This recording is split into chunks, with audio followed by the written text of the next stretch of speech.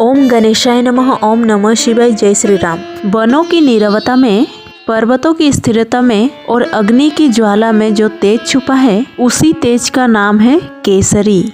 यो कथा केवल एक योद्धा की नहीं, यो कथा उस मूल शक्ति की है जिसकी छाया से जन्म हुआ हनुमान। आइए जानते हैं वानर वंश की आदि शक्ति और केसरी का जन्म। पृथ्वी पर संतुलन डगमगा रहा था। देवता चिंतित थे, ऋषि मौन थे और अधर्म छाया की तरह बढ़ रहा था। वानर वंश केवल एक वन में रहने वाला समुदाय नहीं था, वे प्रकृति के रक्षक थे। उनकी एक प्राचीन परंपरा थी, बल केवल रक्षा के लिए। इसी वंश में जन्म लेने वाले थे केसरी। जन्म के संकेत, आकाश में केसरीय प्रभा, वन्य पशुओं का शांत हो जाना, आश्रम में स्वयं दीप प्रज्वलित होना। एक वृद्ध तपस्वी ने ध्यान में देखा, यो बालक सिंह की समान होगा, पर उसका हृदय ऋषि जैसा होगा। आइए जानते हैं बाल्यकाल की अद्भुत घटनाएं। केसरी 5 वर्ष की थी। एक दिन वन में एक उग्र सिंह ने आक्रमण किया। बालक केसरी ने उसे मारा नहीं, बल्कि उसके आंखों में देखा और वो सिंह शांत हो गया। ऋषि बोले, बल पर नियंत्रण की असली पराक्रम है। दूसरी घटना, एक नदी उफान पर थी। एक बालक बह रहा था।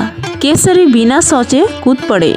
प्रवाह तीव्र था, पर उन्होंने बालक को बचा लिया। माता ने पूछा, तुम्हें भय नहीं लगा? केसरी बोले, माता, भय तो तब लगे जब मैं धर्म से हट जाऊं। अब आइए जानते हैं गुरुकुल के बारे में, जो शक्ति और संयम का संगम है। केसरी को एक महान आचार्यों का आश्रम भेजा। वहाँ शिक्षा केवल युद्ध की नहीं थी, वहाँ आत्मा को तरास आता था। उन्होंने सीखा प्राणायाम जिसमें क्रोध शांत हो, मौन व्रत जिसमें मन स्थिर हो, शास्त्र जिसमें धर्म का ज्ञान हो और शस्त्र जिसमें रक्षा हो। एक दिन गुरु ने पूछा, केसरी, तुम क्यों युद्ध सीखना चाहते हो? उत्तर आया, गुरुदेव, युद्ध के लिए नहीं, अधर्म को रोकने के लिए। गुरु मुस्कुराए, तब तुम सच्चे छात्र हो। अब जानते हैं अधर्म की पहली आहट। दक्षिण दिशा में एक राक्षस उत्पन्न हुआ। उसका नाम था शूलासुर। वो यज्ञ भंग करता, ऋषियों को अपमानित करता, वन में भय फैलाता। देव सभा में चर्चा हुई। एक देव ने कहा, वानर वंश में एक तेज उत्पन्न हुआ है, नाम लिया गया केसरी। अब जानते हैं आंतरिक संघर्ष। युद्ध से पहले का सबसे बड़ा युद्ध, जो मन का युद्ध होता है। रात थी, केसरी ध्यान में बैठी थी। यदि मैं असफलता हुआ तो? क्षण भर को मन डगमगाया। फिर उन्होंने आंखें खोली। धर्म कभी असफल नहीं होता। अब जानते हैं प्रथम महासंग्राम के बारे में। वन कांप उठा, आकाश लाल हुआ, शूलासुर प्रकट हुआ, विशाल भयानक अग्नि समान नेत्र। बानर, तू मुझे रोकेगा? केसरी की गर्जना गूंजी, मैं नहीं, धर्म तुझे रोकेगा। गदा टकराए, पर्वत टूटे, नदी की दिशा बदल गई। पहला प्रवाह, केसरी घायल, रक्त बहा, पर वो गिरे नहीं। उन्होंने आंखें बंद की। हे प्रभु, यदि ये अंतिम क्षण हो तो भी अधर्म ना जीते। फिर ऐसा प्रहार किया कि धरती थर्रा उठी। शूलासुर गिर पड़ा।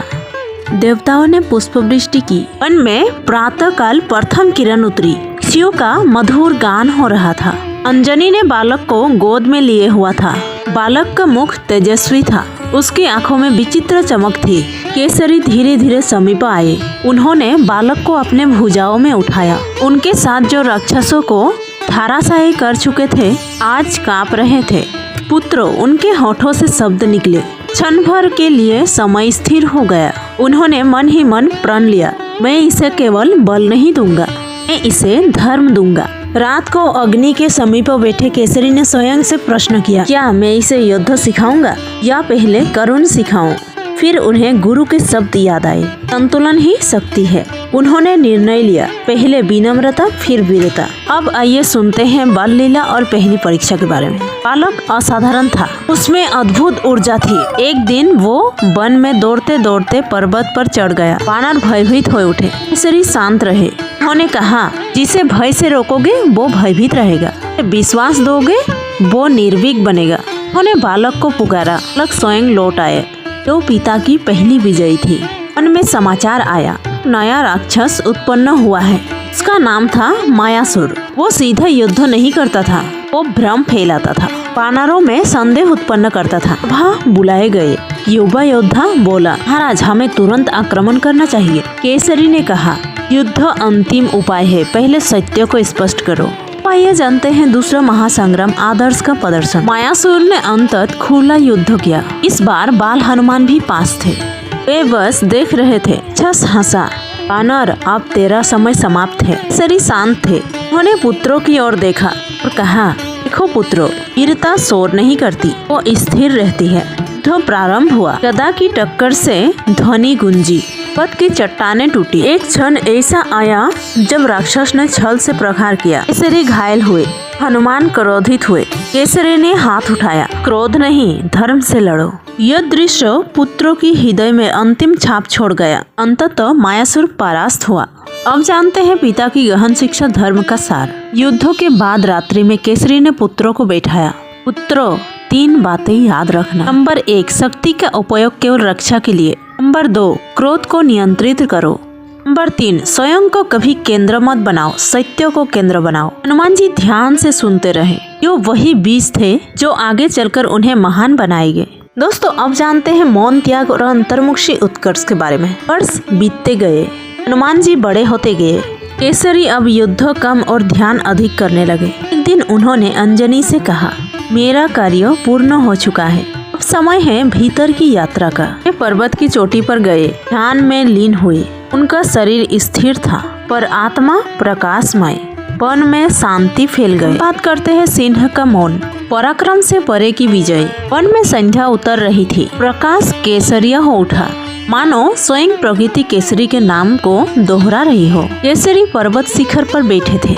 उनकी दृश्य दूर क्षितिज पर थी। वर्षों का संघर्ष, वर्षों की विजय, वर्षों का तप, सब जैसे शांत धारा में बह रहे थे। बात करते हैं आत्मचिंतन, वीर का भीतर की सामना के बारे में। उन्होंने आंखें बंद की, मन में स्मृतियां उठी।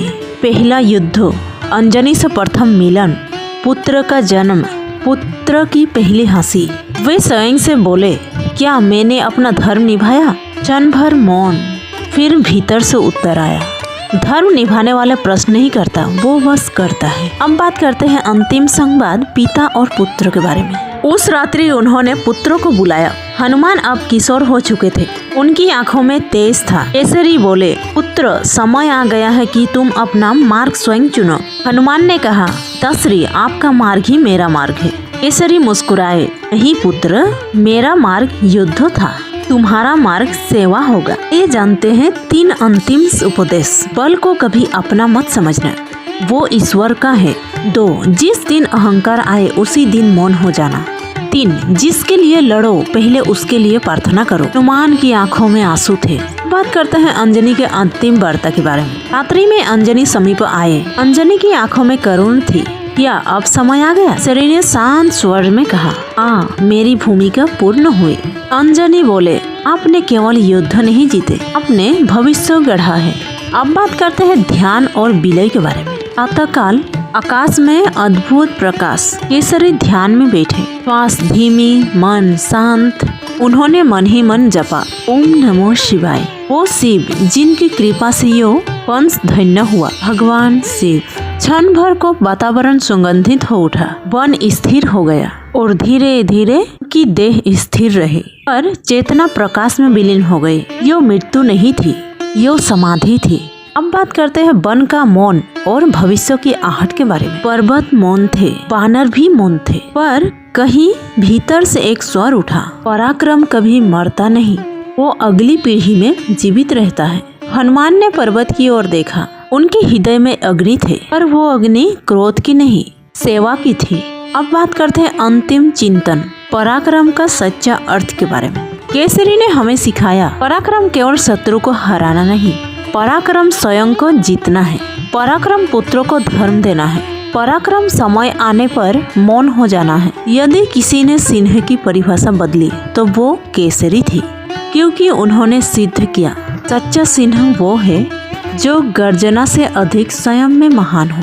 दोस्तों मेरा ये एपिसोड 6 कैसा लगा कमेंट में जरूर बताइए। जय श्री राम, जय पवन पुत्रों, जय धर्मवीर केसरी।